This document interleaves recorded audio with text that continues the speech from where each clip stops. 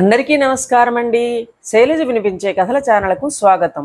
ఈరోజు మనం టి వెంకటేశన్ గారు రచించిన నా బంగారు చేప ఎక్కడా అనే కథను విందాం.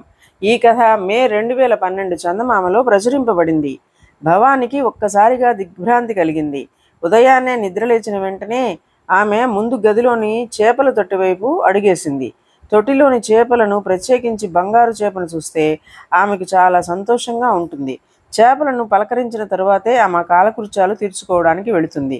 కానీ ఈరోజు ఆమెకు ఇష్టమైన బంగారు చేప కనిపించలేదు. భవాని నిరాశలో కూరుకుపోయింది. ఎక్కడికి వెళ్ళుంటుంది?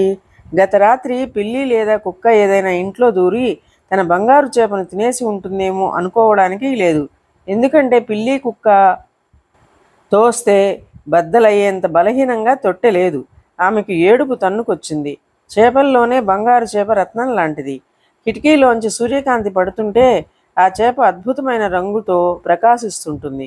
క్షణకాలం కూడా విశ్రాంతి లేకుండా అది ఈదుతూనే ఉంటుంది. భవాని ఈ విషయమై, అమ్మా, ఈ చేపకు విశ్రాంతి అన్నది ఉండదా అని అమ్మను చాలాసార్లు అడిగింది. ఎందుకు లేదు, దానికి కూడా విశ్రాంతి అవసరం అంటూ అమ్మ కూడా చెప్పిందే చెబుతూ ఉంటుంది. లేదమ్మా, అది ఖాళీగా ఉండటం నేను ఎప్పుడూ చూడలేదు. అది ఎప్పుడూ చురుగ్గానే కదులుతూ ఉంటుంది. భవానీ, బంగారు చేప నిన్ను బాగా ఇష్టపడుతోందేమో, అందుకే అది ఎప్పుడూ నీ ముందు కదలాడుతూ ఉంటుంది కాబోలు. భవాని అమ్మతో ఏకీభవించింది. ఈ బంగారు చేపే ఇప్పుడు తప్పిపోయింది. నిజంగానే స్నేహంగా ఉంటాయా? స్నేహితురాళ్ళు కనపడకపోయినా వాటికి పట్టదేమో. భవాని ఏడవసాగింది. ఆమె తొట్టిలోకి తొంగి చూసింది. చేపల తొట్టిలోని నీరు నేల మీదకి కారి ఉండటం గమనించింది. నీరు గది పొడవునా ప్రవహించి ఇంటి ముఖద్వారం వద్ద నిలిచింది. ఉన్నట్టుండి ఆమెకు ఒక విషయం తట్టింది. తన స్నేహితులు ఎవరో ఇంట్లో ప్రవేశించి బంగారు చేపను తస్కరించి ఉండవచ్చు. వాళ్ళు గాభరాతో ఈ పని చేసినందువల్లే నీళ్లు గదంతా వ్యాపించాయి కాబోలు. అయినా ఎవరు ఈ పని చేసి ఉంటారు? ఖచ్చితంగా తన స్నేహితులలోనే ఎవరైనా ఈ పని చేసి ఉండవచ్చు. ఎవరు వారు? రమ్య, రాధ, రవే? మనసులో సందేహం పొడసూపగానే భవాని వెంటనే రమ్య ఇంటికి పరిగెత్తింది. రమ్యను కలిసి మాట్లాడిన తరువాత తన మనస్సులో ఆమెపై సందేహాన్ని తుడిచేసింది. తరువాత రాధ ఇంటికి వెళ్ళింది. రాధతో మాట్లాడుతున్నప్పటికీ ఆమె చూపు ఆ ఇంట్లోని చేపల తొట్టిపైకి మళ్ళింది. రాధ వాళ్ళ ఇంట్లోని చేపల తొట్టిలో బంగారు చేప కనిపించలేదు. రాధ మాత్రం భవాని ఏదో తీవ్రంగా విచారపడుతున్నట్టు పసికట్టి నిజం చెప్పమంటూ రాధ ప్రాధేయపడింది. భవాని వెక్కిళ్ళు పెడుతూ జరిగింది చెప్పి బంగారు చేప కోసం వెతుకుతున్న విషయం బయట పెట్టేసింది. భవాని, ఆ చేపను ఎవరు దొంగిలించారో నాకు తెలుసు. గంట క్రితం రవి మీ ఇంట్లోకి వెళుతుండటం చూశాను. అప్పటికి నీవింకా నిద్ర లేవలేదు. అతను కాసేపట్లో మళ్ళీ తిరిగి వచ్చాడు. అతడే చేపను దొంగిలించి ఉంటాడని నా అభిప్రాయం. అతడింటికి పోదాం పదా. ఇద్దరు అమ్మాయిలు రవి ఇంట్లోకి ప్రవేశించారు. రవి అమ్మ వారిని ఆహ్వానించింది. ఏమైందమ్మా, ఈరోజు పాఠశాలకు సెలవు కదా? నాకు తెలుసు. రవి నుంచి ఏమైనా నోట్ పుస్తకాల కోసం వచ్చారా? లేదు పిన్ని, భవానీ చేపల తొట్టి నుంచి బంగారు చేప తప్పిపోయింది.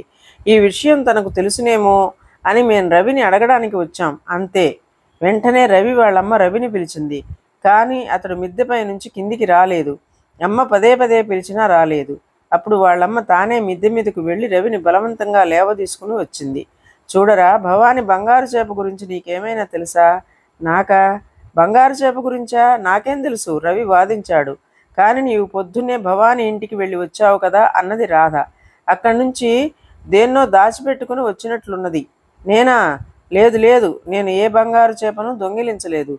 నన్ను వదిలేయండి అంటూ రవి తన తలను విదిలించాడు. భవాని బాగా నిరాశపడి పక్కనున్న కుర్చీలో కూలపడింది. భవానీ, ఏం జరిగింది అంటూ రవి వాళ్ళమ్మ కేక పెట్టింది. నాకు కాసిన మంచినీళ్ళు కావాలి పిన్ని. వెంటనే రవి వాళ్ళమ్మ గ్లాసుతో కుండలో నీళ్లు తీసుకుని వచ్చి భవానికి ఇచ్చింది. గ్లాసు కేసి చూస్తూ పిన్ని అంటూ గావు కేక పెట్టింది భవాని. ఆమె ప్రాణంగా చూసుకునే బంగారు చేప గ్లాసులోని నీళ్లలో ఈదులాడుతోంది. బంగారు చేప ఇక్కడ ఉంది, ఆహా అద్భుతం అంటూ రాధ కేక పెట్టి చప్పట్లు చరిచింది. రవి వాళ్ళమ్మ నివ్వెరపోయింది. అప్పటికే పాలిపోయిన ముఖంతో కనపడుతున్న రవికేసి చూసింది. నిన్ను నా కొడుకు అని చెప్పుకోవడానికి సిగ్గుపడుతున్నానురా. చేపను దొంగిలించి తెచ్చినందుకు భవానికి క్షమాపణలు చెప్పు. వదిలేయండి పిన్ని అన్నది భవాని గ్లాసును తన హృదయానికి పొదుపుకుంటూ. ఏమైతేనే నా బంగారు చేపను నేను మళ్ళీ దక్కించుకుంటున్నాను అన్నది భవాని. ఇదండి కథ.